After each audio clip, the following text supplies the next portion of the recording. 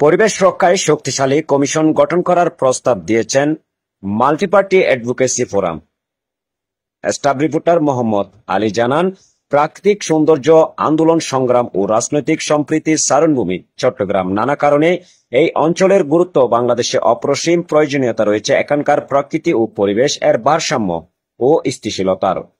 পাশাপাশি চট্টগ্রামের প্রাকৃতিক জল চলাচলের জায়গাগুলোকে সচল রেখে কর্ণফুলী নদী, হালদা নদীকে সংরক্ষণ, জলবদ্ধতা নিরসন, গাছ কাটা, পাহাড় কাটা, পলিথিন ইত্যাদি বিষয়গুলো নিষিদ্ধ করে চট্টগ্রামের পরিবেশ রক্ষায় শক্তিশালী কমিশন গঠন করা দরকার, যাতে পরিবেশ কমিশন সব সময় বিষয়সমূহকে যথাযথভাবে মনিটরিং ও ফলো আপ করতে পারে।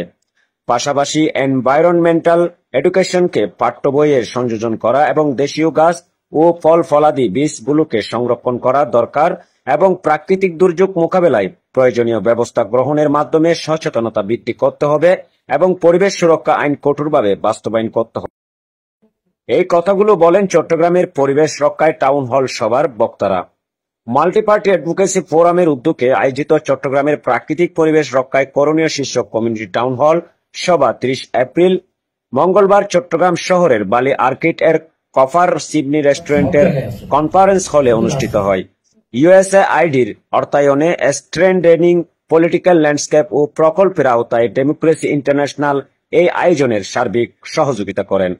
এতে সভাপতিত্ব করেন মাল্টিপার্টি অ্যাডভোকেসি ফোরামের চট্টগ্রামের সভাপতি ও আওয়ামী স্বেচ্ছাসেবক লীগ চট্টগ্রাম দক্ষিণ জেলার যুগ্ম সাধারণ সম্পাদক প্রকৌশলী সনাতন চক্রবর্তী বিজয় এবং সঞ্চালনা করেন মাল্টিপার্টি অ্যাডভোকেসি ফোরাম চট্টগ্রামের সাধারণ সম্পাদক ও চট্টগ্রাম মহানগর ছাত্রদলের সাবেক ভারপ্রাপ্ত সভাপতি মোহাম্মদ জসিমউদ্দিন চৌধুরী। সভার শুরুতেই বিগত সভার সিদ্ধান্তগুলো উত্থাপন করা হয়। ডেমোক্রেসি ইন্টারন্যাশনাল এর সার্বিক কর্মকাণ্ড উপস্থাপন করেন ডেমোক্রেসি ইন্টারন্যাশনাল এর সিনিয়র রিজিওনাল ম্যানেজার সদরুল আমিন। মাল্টিপার্টি অ্যাডভোকেসি ফোরাম চট্টগ্রামের কার্যক্রম তুলে ধরেন মাল্টিপার্টি অ্যাডভোকেসি ফোরামের চট্টগ্রামের সাধারণ সম্পাদক মোহাম্মদ জসিমউদ্দিন চৌধুরী।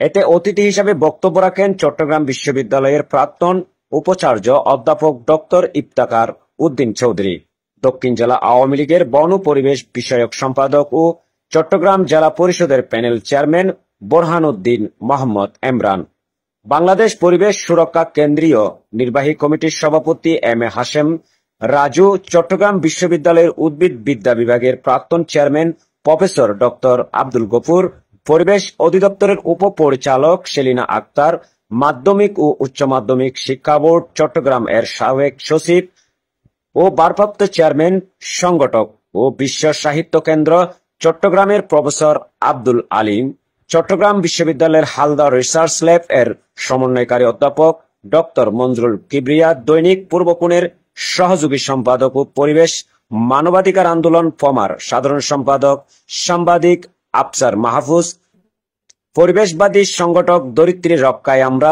চট্টগ্রাম এর সদস্য সচিব ও প্রাণ প্রাকৃতিক পরিবেশ বিষয়ক পত্রিকার সম্পাদক শারুত নিজাম, চট্টগ্রাম বিশ্ববিদ্যালয়ের ভূগোল ও পরিবেশ বিদ্যা বিভাগের অধ্যাপক ডক্টর ইকবাল সরওয়ার, চট্টগ্রাম বিশ্ববিদ্যালয়ের ফরেস্ট্রি ও এনভায়রনমেন্টাল সায়েন্স এর প্রভাষক কিশোর জাহান চৌধুরী তুলি, সংসপ্তকের প্রধান নির্বাহী লিটন চৌধুরী, ইপসার প্রতিনিধি এম এ সবুর, নজওয়ানের প্রতিনিধি সরোজ কান্তি, ডেমোক্রেসি ইন্টারন্যাশনাল চট্টগ্রাম অঞ্চলের regional coordinator Mohammad Obaidur Rahman, democracy international চট্টগ্রামের ইলেকট্রাল প্রোগ্রাম অ্যাসোসিয়েট তামান্না আহমেদ বন্নি, অপারেশন অ্যাসিস্ট্যান্ট আবুল হাসান চৌধুরী রনি সহ আরো অনেকে।